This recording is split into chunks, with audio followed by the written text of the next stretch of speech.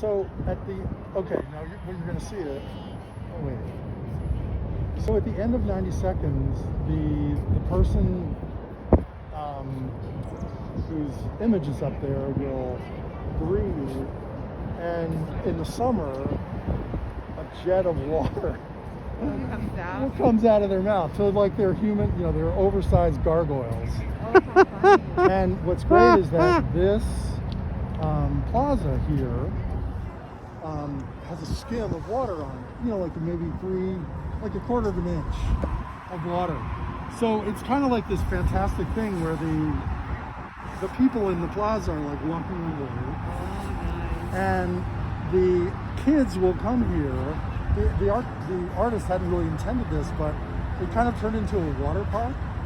So like kids from the inner city or whatever would come here in their bathing suits, and they would all wait. Okay, no wait. Oh, that's fun. This guy's okay. Wait, now he's smiling. I think he's gonna do it.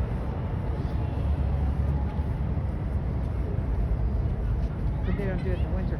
No. They still do it. The water's not up, but you'll see the image seeming to blow out.